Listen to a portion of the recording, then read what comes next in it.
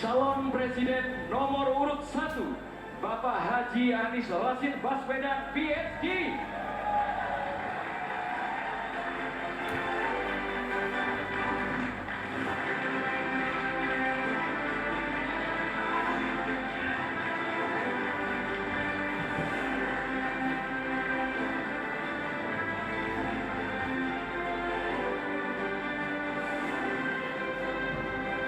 Ya, calon presiden nomor urut 2, Bapak Haji Prabowo Subianto.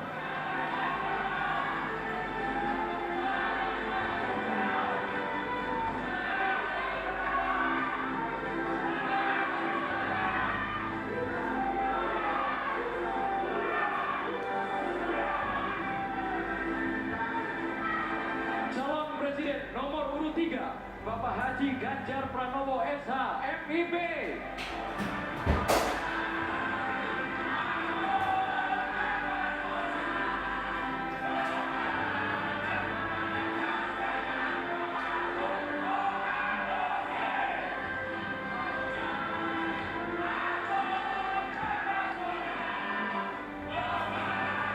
Mohon tenang, Bapak Ibu. Nanti akan kami berikan kesempatan untuk memberikan apresiasi setinggi-tingginya kepada masing-masing calon presiden. Hadirin sekalian, pada debat kelima ini, tema yang diangkat adalah pendidikan, kesehatan, ketenagakerjaan, kebudayaan, teknologi informasi, kesejahteraan sosial, dan inklusi aktif. Ya, benar sekali Andro. Tentunya ini merupakan tema yang sangat bersentuhan langsung dengan masyarakat. Dan kita akan melihat dari dua sisi para kandidat dan calon pemilih yang akan menilai debat malam hari ini. Pastinya ini akan menjadi catatan demokrasi perjalanan bangsa Indonesia. Hadirin sekalian, baik, kita akan langsung memulai debat sesi pertama dengan mendengarkan visi, misi, dan program kerja masing-masing calon presiden. Ya, Andro dan pemirsa, jika pada debat sebelumnya diawali dari kandidat nomor urut 1, di debat kali ini akan dimulai dari kandidat nomor urut 2.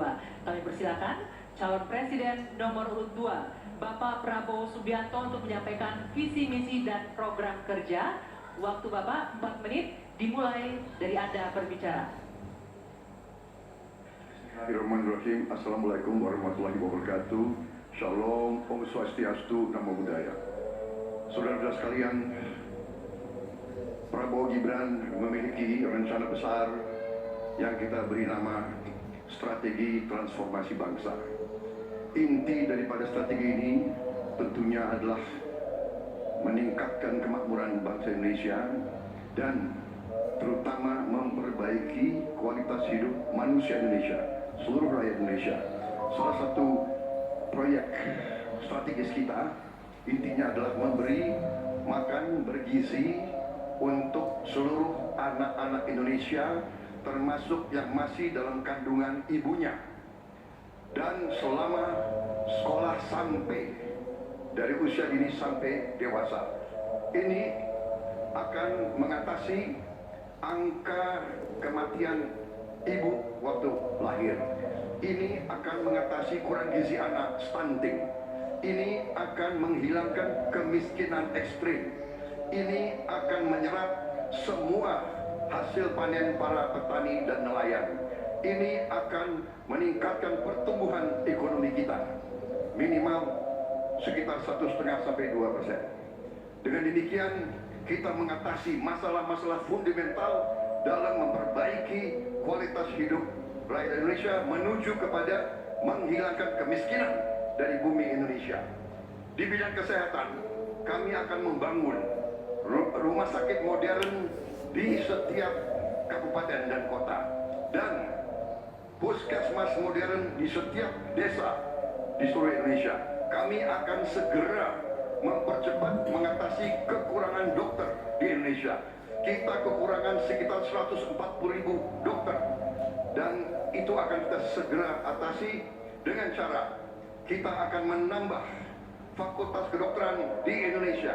Dari yang sekarang 92, kita akan membangun 300 fakultas kedokteran. Kita juga akan mengirim 10.000 anak-anak pinter dari SMA, lulusan SMA. Kita akan beri beasiswa ke luar negeri untuk belajar kedokteran dan 10.000 lagi untuk belajar sains, teknologi, engineering, dan matematik, kimia, biologi, dan fisika. Itu kita rebut teknologi, kita rebut sains. Saudara-saudara sekalian, kita juga akan membangun 3 juta rumah untuk mereka yang belum punya rumah. 1 juta di pedesaan, 1 juta di pesisir, 1 juta di perkotaan. Saudara-saudara sekalian, kita yakin bahwa pendidikan strategis, kita harus memperbaiki gaji guru, termasuk gaji honorer, meningkatkan kompetensi guru. Kita harus memberi pelatihan-pelatihan, penataran-penataran, dan juga seluruh penyelenggara negara, ASN, TNI, Polri, penyuluh-penyuluh pertanian di mana-mana harus kita perbaiki gajinya sehingga kualitas hidup mereka akan baik, sehingga mereka bisa memberi pelayanan kepada rakyat dengan sebaik-baiknya. Saudara-saudara sekalian, itu beberapa program unggulan kami dalam rangka strategi transformasi bangsa. Kita tidak hanya sekedar mau pembangunan, kita mau transformasi bangsa kita di atas landasan ekonomi yang sudah dibangun oleh Presiden Joko Widodo dan presiden-presiden sebelumnya. Saudara-saudara sekalian, demikian pemikiran kami. Kami yakin kami akan melaksanakan itu, dan kami akan mencapai Indonesia Emas 2045. Terima kasih. Wassalamualaikum warahmatullahi wabarakatuh. Terima kasih Pak Prabowo.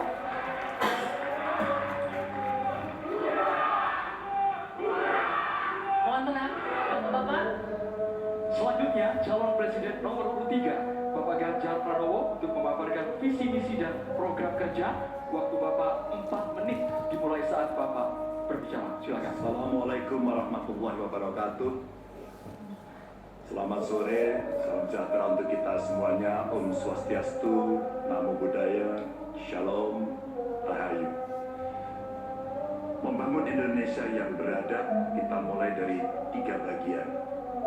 Kita punya kepribadian dalam kebudayaan, dan itu mesti masuk di dalam jiwa insan Indonesia. Dan tentu saja kesehatan menjadi yang pertama. Preventif adalah sesuatu yang paling bagus. Kita olahraga, makan sehat, dan itu akan membantu dalam politik kesehatan kita akan jauh lebih baik. Dan tentu saja akses kesehatan yang diperlukan di setiap desa. Kenapa Ganjar Mahfud membuat 1 desa, 1 vaskes, 1 nakes? Karena kami ingin mereka mendapatkan yang terbaik. Dan kemudian ibu, anak, lansia, disabilitas, masyarakat adat akan mendapatkan peran yang sama di dalam layanan-layanan kesehatan, di mana di daerah-daerah terisolir mereka membutuhkan akses ini dengan sangat bagus. Kalau itu semua sudah baik, Bapak Ibu, maka pendidikan dan kebudayaan mesti kita bangun bersama-sama. Akses pendidikan yang baik, lebih inklusi, kemudian kurikulum yang mantap, dan tentu saja fasilitas yang diberikan harus bisa memberikan akses terbaik untuk anak-anak didik kita, termasuk nasib guru dan dosen. Kalaulah kemudian ini bisa berjalan dengan baik, maka perempuan muda dari Jogja, Mbak Kalis namanya, menyampaikan, Pak Ganjar, perhatikan mereka yang selama ini terpinggirkan. Ada 2 yang utama, kelompok perempuan, dan yang kedua adalah penyandang disabilitas. Tolong betul agar sekolah makin inklusi dan mereka tidak mendapatkan perlakuan yang diskriminatif. Setelah itulah kemudian baru mereka bekerja. Dan tentu saja keterampilan yang dia dapatkan melalui pendidikan yang baik ini akan mendorong atau bisa merespon lapangan kerja yang sangat terbuka dan upah buruh yang baik. Sehingga kawan-kawan buruh kemarin bertemu dengan saya, tolong Pak, sekedar review Undang-Undang Cipta Kerja, karena ini yang perlu mendapatkan keseimbangan dengan nasib kami.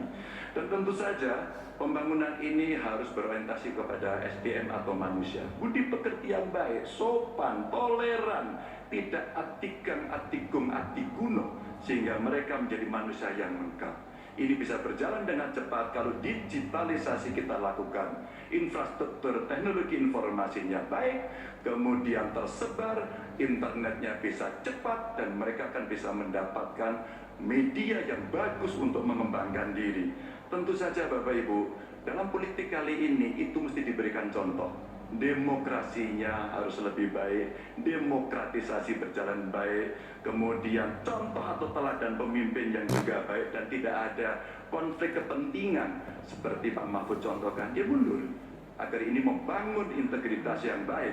Dan tentu saja keresahan yang muncul baik dari Gusmus, Muhammadiyah, Romo Van Magnis, Gunawan Muhammad dan kampus-kampus mesti menjadi catatan kita bersama bahwa kita dalam konteks ber-Indonesia, berbudaya, semua dalam koridor yang baik. Dan tentu saja kenapa ini mesti kita lakukan Bapak Ibu? Karena itulah suara-suara rakyat yang kami dengarkan oleh Ganjar Mahfud ketika kami ditidur di rumah penduduk, ketika kami mendengarkan mereka dan mereka membuka seluruh unek-uneknya. Itulah kenapa kami sampaikan tuanku adalah rakyat, jabatan ini hanyalah mandat. Wassalamualaikum warahmatullahi wabarakatuh. Waalaikumsalam warahmatullahi wabarakatuh. Terima kasih banyak Bapak Ganjar Pranowo. Nanti waktunya Bapak Ibu semua. Oke. Ada waktunya nanti ya. Sabar dulu. Baik. Selanjutnya kami persilakan calon presiden nomor urut 1 Bapak Anies Rashid Baswedan untuk menyampaikan visi, misi dan program kerja. Waktu Bapak 4 menit dimulai ketika Anda berbicara.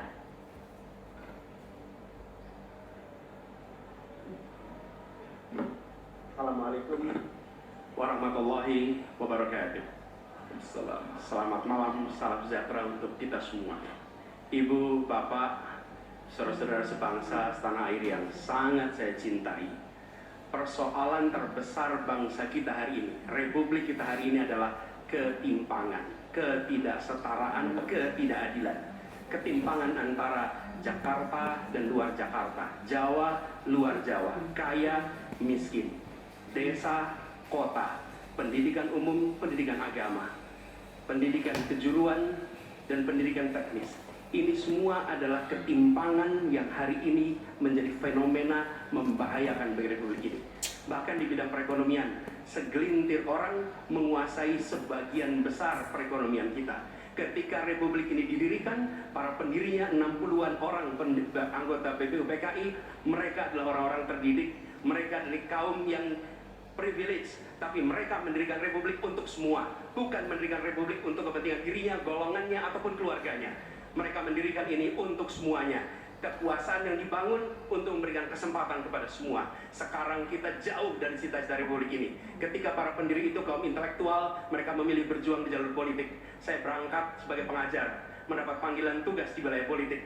Kami akan membawa gagasan pendiri republik untuk kembali mewarnai republik ini, untuk bisa mengarahkan republik ke depan agar kembali pada format awal. Apa masalah hari ini? 45 juta orang belum bekerja dengan layak. Bicara jaminan sosial, lebih dari 70 juta orang tidak punya jaminan sosial. Bicara pendidikan, jauh dari kota, terpencil, masa depan jadi suram. Kemampuan tinggi, kesempatan tidak ada. Sangat frustrasi melihatnya. Kesehatan mental, kekerasan seksual, lebih 15 juta orang jadi korban.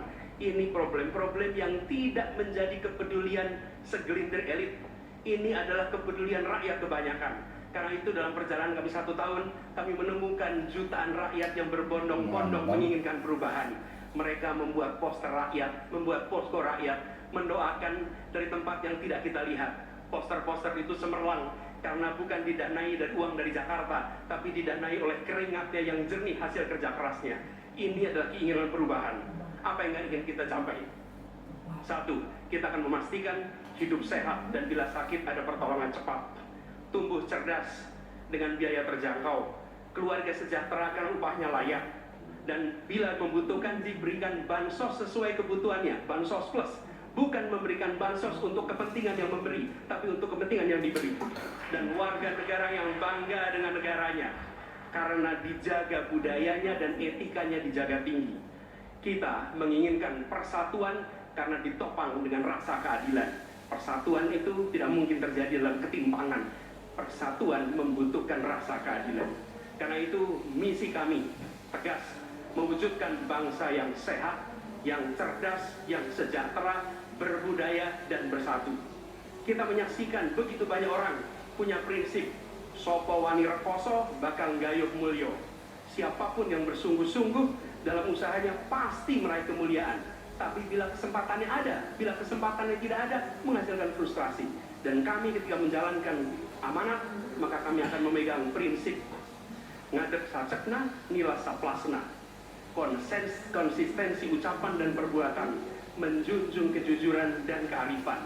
Ini komitmen kami, fokus pada pembangunan manusia Indonesia, menghadirkan kesetaraan, menghadirkan keadilan. Dengan seperti itu kita ada persatuan. Perubahan saatnya kita kerjakan. Katong bergerak untuk perubahan, untuk seluruh rakyat Indonesia dimanapun berada. Terima kasih. Assalamualaikum warahmatullahi wabarakatuh. Waalaikumsalam warahmatullahi wabarakatuh. Terima kasih Pak Adit.